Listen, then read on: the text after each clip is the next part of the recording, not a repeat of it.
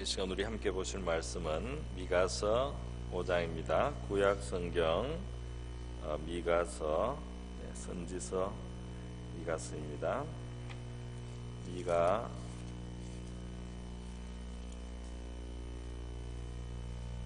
미가서 5장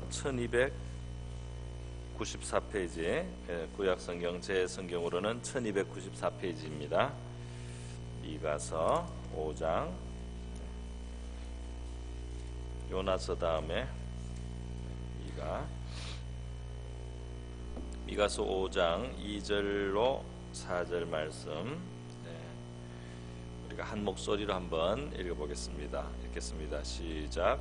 베들레헴 에브라다야, 너는 유다 족속 중에 작을지라도 이스라엘을 다스릴 자가 내게서 내게로 나올 것이라.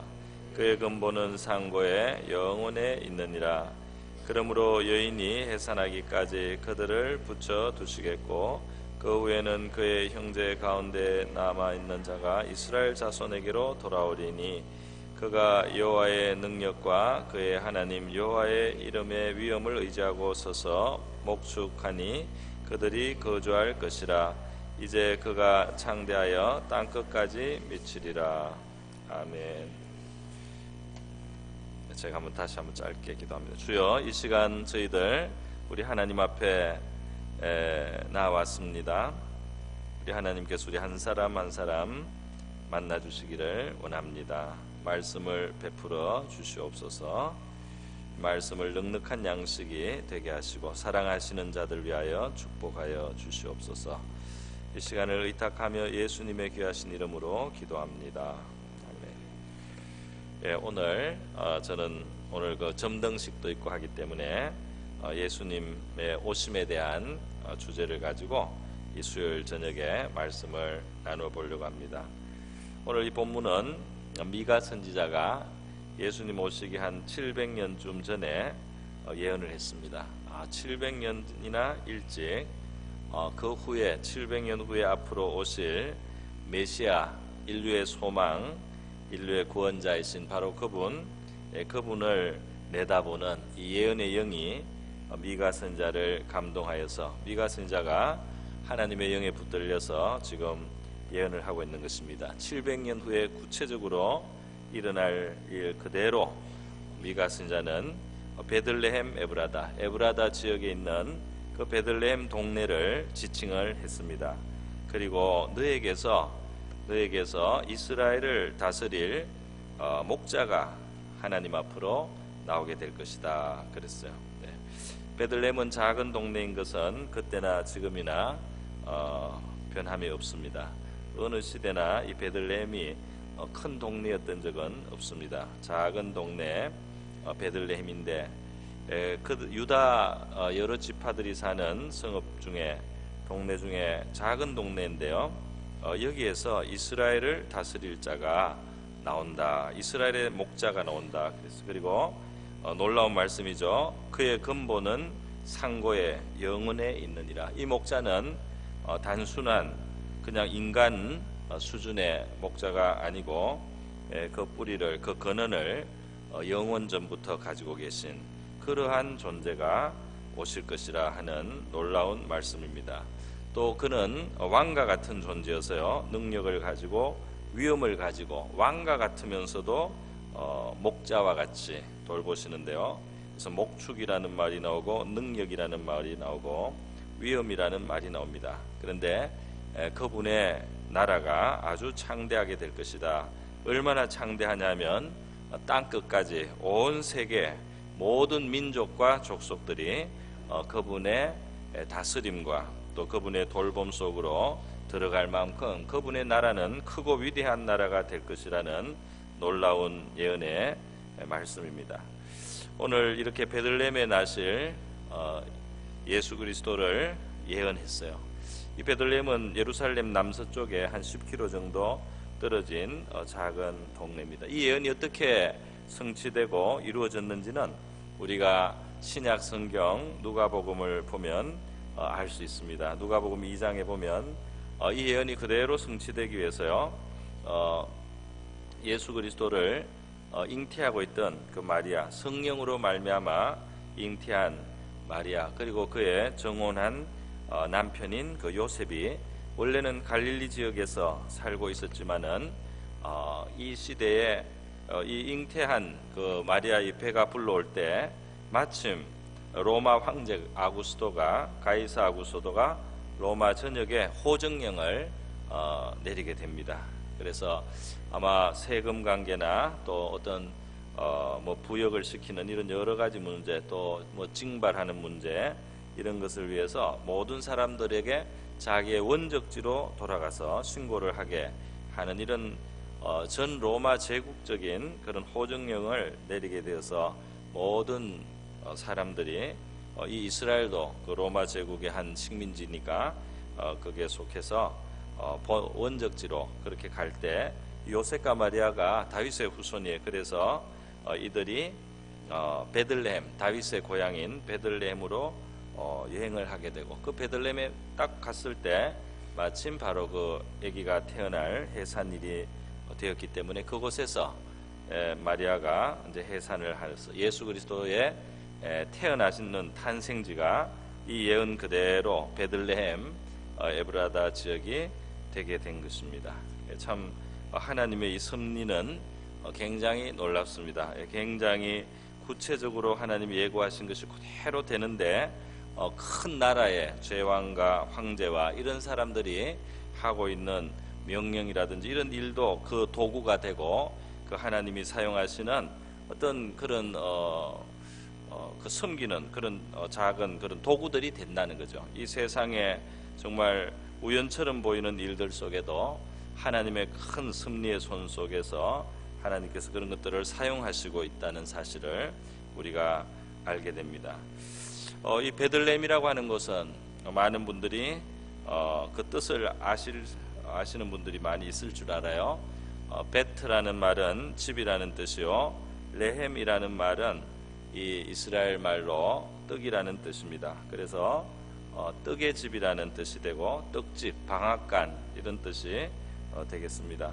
그 떡집, 작은 동네의 떡집이라는 이름을 가진 이 동네는 다윗의 징조모였던 루시 그 시어머니 나오미를 봉양한 그러한 아름다운 그 역사를 가지고 있습니다. 그리고 그 후손으로 이제 다윗의 아버지 이새도 태어나고 또 다윗도 태어났어요. 그것은 정말 사람들 사이에 진정한 헌신과 또 신의와 또 충성과 긍휼과 사랑으로 말미암아서 하나님께서 그 아름다운 인간의 그 사랑과 헌신, 충성에 대해서 하나님이 축복하시고 더 위에 하나님이 긍휼을 베풀어 주셔서 아름다운 일들이 이루어지게 하셨던 그러한 바로 이 작지만은 아름다운 동네 베들레헴을 하나님께서는 이스라엘의 구원자요, 온 세계 인류의 구원자이신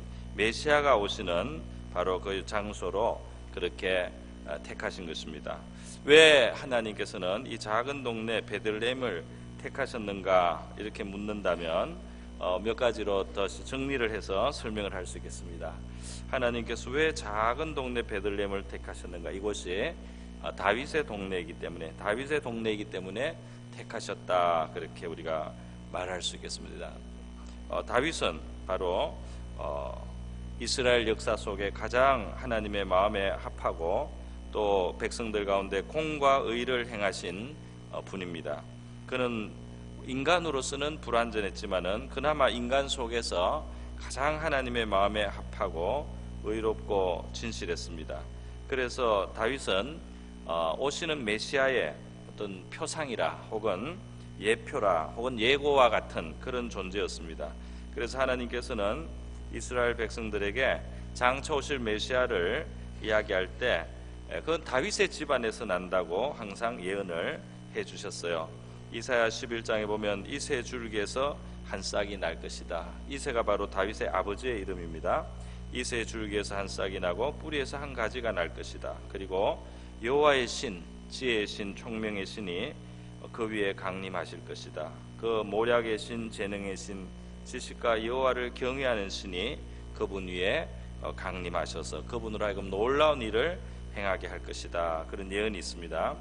또 이사야서 11장 10절에 보면 그날에 메시아에 오시는 그날에 이새의 뿌리에서 한 싹이 나서 만민의 기호로 설 것이요 열방이 그에게로 돌아오리니 그 거한 곳이 영화로우리라는 말씀이 있습니다. 온 열방에 온 세계의 사람들에게 소망이 되는 그리고 그들을 다스릴 분이 오신다는 겁니다. 다윗의 후손으로서 오시는 메시아.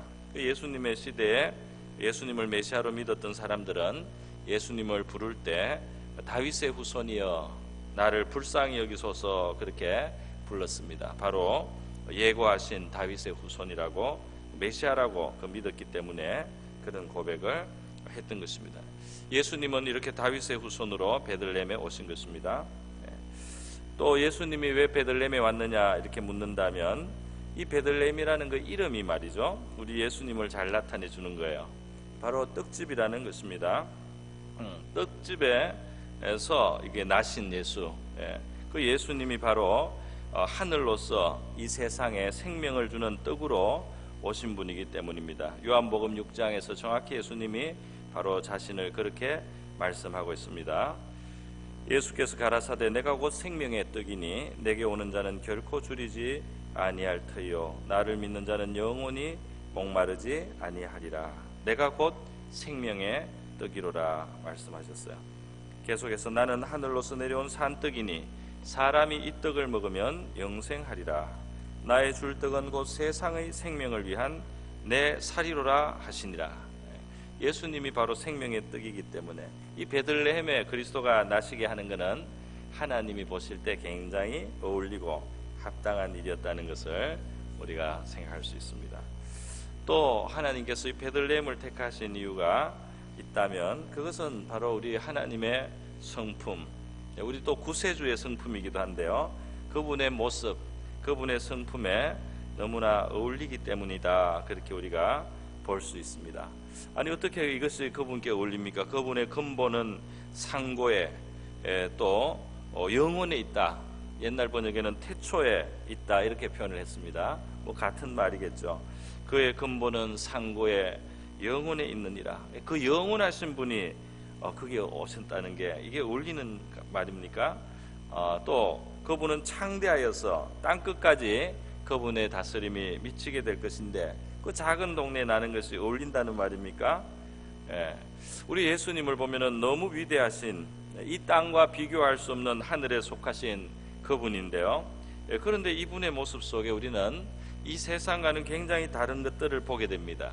그분이 예루살렘에 마지막 공생애를 마무리하시기 위해서 입성하실 때 나귀 새끼를 타고 들어가시는 모습을 볼 수 있습니다. 그분이 어떤 준마나 마차나 어떤 대단한 그런 위세를 가진 그런 모양으로 들어가시지 않고 그 이스라엘의 참왕이신 그분이, 또 만왕의 왕이신 그분이 작은 나귀를 타시고 팔이 끌릴 만한 그런 작은 나귀를 타시고 들어가시는 모습을 볼 수 있습니다.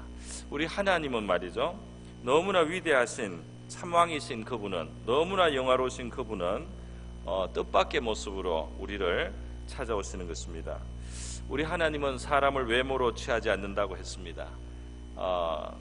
사무엘이 이새의 집에 왔을 때 다윗의 아버지 이새는 말이죠, 사무엘이 와서 기름을 부어서 하나님의 뜻을 따라 왕을 세우려고 하는데 자기들 아들 중에 외모가 준수하고 흔칠한 그런 아들들을 쭉 남겨가지고 사무엘 앞에 보여줬습니다. 그런데 이 사무엘도 보니까 너무나 이 큰 아들부터 준수하고 대단하게 보였어요. 그런데 하나님께서 사무엘의 마음속에 말씀하십니다. 사람의 외모를 보지 마라. 나는 이 사람이 키도 크고 보기에 멋있고 많은 것을 갖춘 것 같지만 나는 이 사람을 버렸다 그랬어요. 나는 중심을 본다고 말씀을 하셨습니다. 이 세상의 겉모습과 겉으로 나타나는 어떤 그런 것에 하나님은 조금도 개의치도 아니하시고 속지도 아니하신다는 겁니다.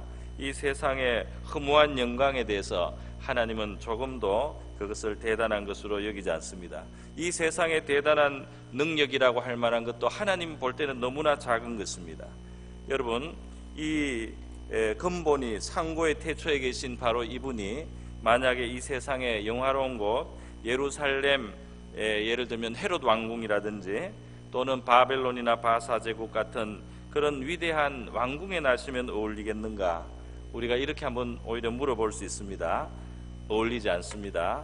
왜냐하면 이 세상의 그 어떤 위대한 것도, 이 세상의 어떤 그 화려한 것도, 높고 존귀한 것도 이 영광의 왕을 모시기에는 너무나 부족하고 너무나 누추한 것입니다.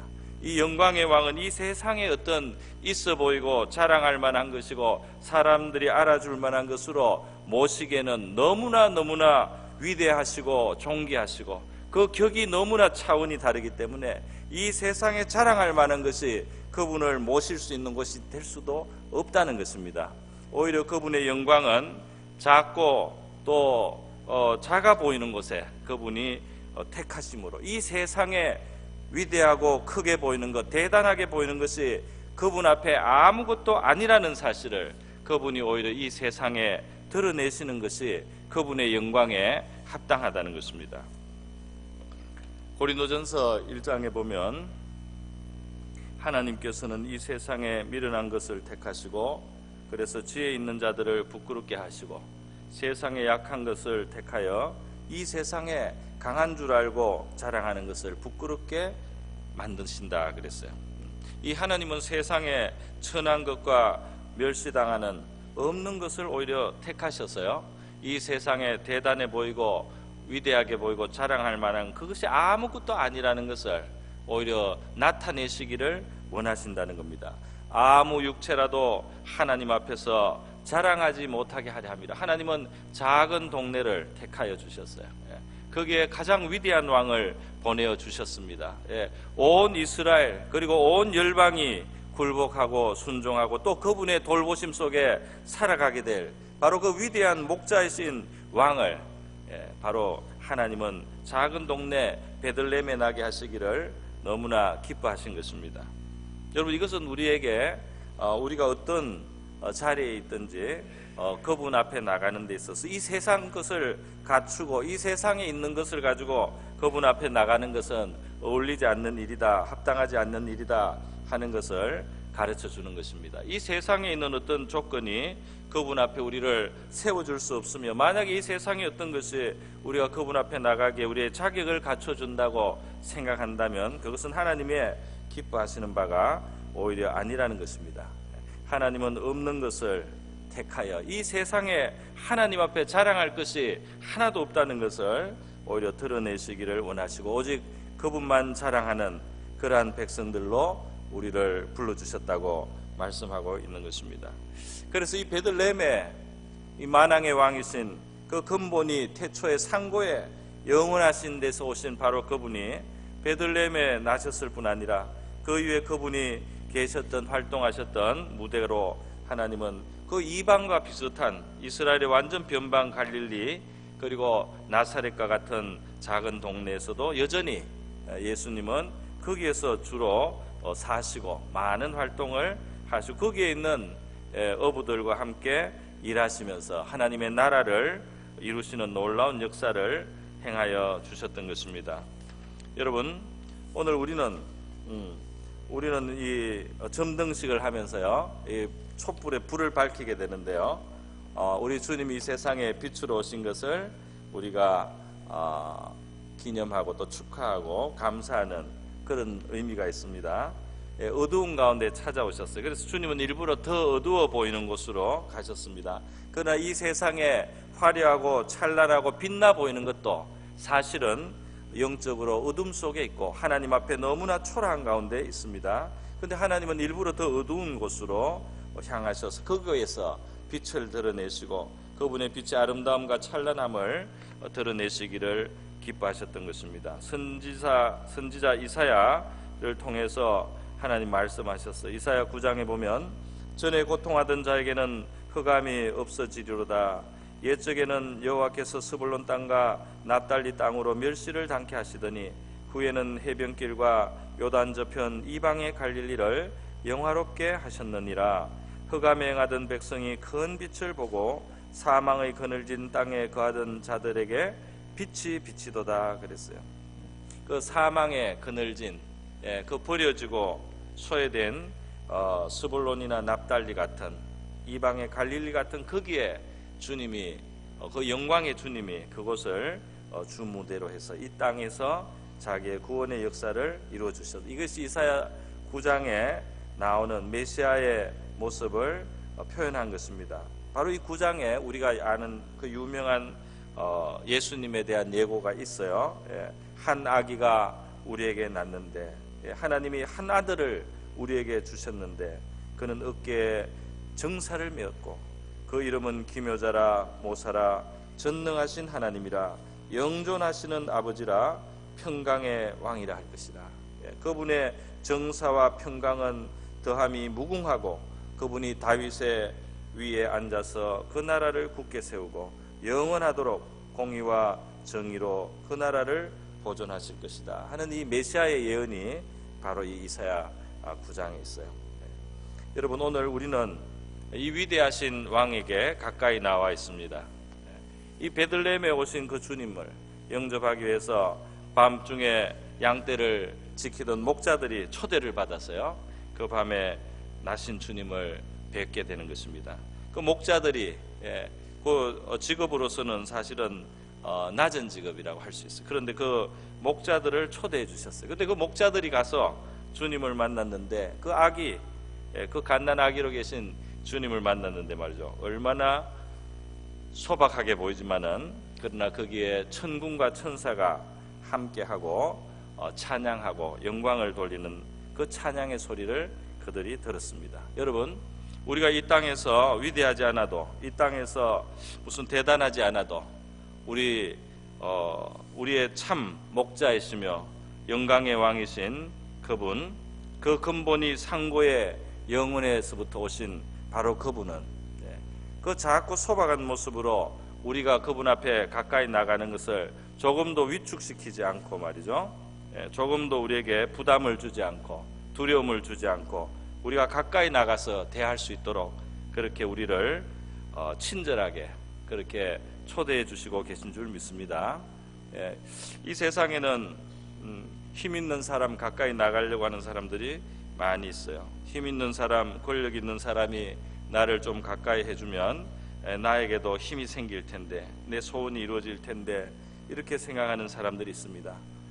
그 어떤 권세자보다도 힘이 있고 능력이 있으신, 권세를 가지신 우리 주님을 우리가 가까이 대하고 그분 앞에 가까이 나갈 수 있다는 이 사실을 우리가 정말 깊이 깨달아야 될 줄 믿습니다. 이거를 정말 우리가 깊이 깨달아야 되겠어요. 이 세상에 그 어떤 것과도 비교할 수 없는 권세자를 말이죠, 우리 이 세상의 자격이 없다 할지라도, 있어도 그만이고 없어도 그만이고 그분 앞에 얼마든지 우리가 가까이 나갈 수 있는 그 왕이신 분, 그리고 목자의 마음을 가지신 그분께 우리가 가까이 나갈 수 있다는 이 사실 기억하시고 감사하시고, 우리 성탄 절을 향해서 가는 이 성탄의 시즌에 오늘 점등식을 하면서 우리 주님 앞에 우리가 찬송을 드리고 감사를 드리고 또 소망을 가지는 이 저녁이 되기를 바랍니다.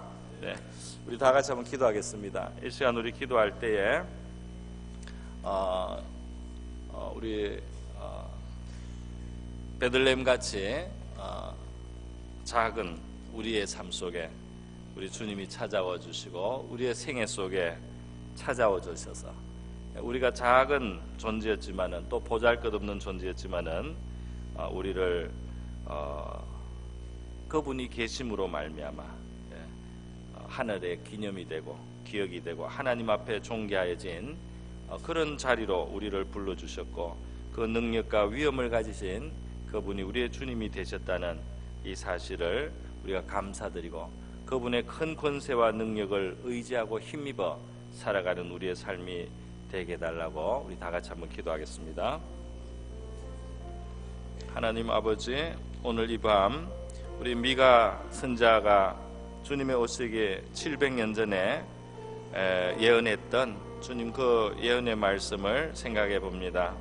일찍이 예언을 미리 하시고 그대로 다 이루심으로 우리 하나님께서 이 일이 살아계시고 참되시며 이 세상 그 어떤 인생의 고안이 아니라 바로 온 세계 위에 계신 창조주 하나님께서 행하신 하나님의 뜻이요 우리 하나님의 행사로 그리스도를 메시아를 우리에게 주셨다는 사실을 알게 하셨습니다. 하나님 베들레헴 작은 동네에 이 영광의 왕이 오신 것처럼 작고 또 하나님 초라한 바로 우리의 삶 속에 주님이 오셔서 주님이 오셨기 때문에 주님 이제 작은 동네지만 더 이상 작은 동네가 아닌 것처럼 주님이 우리 삶 속에 오심으로 주님 근본이 상고의 영원에 계신 그분이 우리와 함께 계심으로 주님 우리가 주님의 다스림을 받고 또 주님의 돌보심을 받는 존귀한 자들이 된 것을 감사드립니다. 성탄의 시즌이 되었습니다. 우리 주님과 더불어 우리 주님의 오심을 우리가 기뻐하고 주님 안에 있는 우리 하나님의 큰 사랑을 우리의 마음을 깨닫는 주님 그런 이 성탄의 계절이 되기를 원합니다. 위대하신 주님을 바라볼 수 있도록 우리 믿음의 눈을 열어주시기를 원합니다. 크고 위대하신 영화로우신 주님을 보게 하옵소서. 이 땅의 작은 인생들을 멸시하지 아니하시고 업신여기시지 아니하시고 사랑하여 주시고 깊은 사랑으로 크고 넓은 사랑으로 사랑하여 주신 우리 주님의 큰 품에 우리가 안겨서 기뻐하게 하옵시고 감사하게 하옵시고 즐거워하게 하여 주시옵소서. 할렐루야. 감사드립니다. 가장 큰 왕에게 언제나 가까이 나갈 수 있는 크고 귀한 특권을 저희들에게 주셨사오니 오 하나님 아버지 이 큰 권세를 가지신 우리 왕을 가까이 모시는 자의 행복을 우리 모든 성도들 다 누릴 수 있게 하여 주시옵소서. 할렐루야. 감사합니다. 우리 찬송가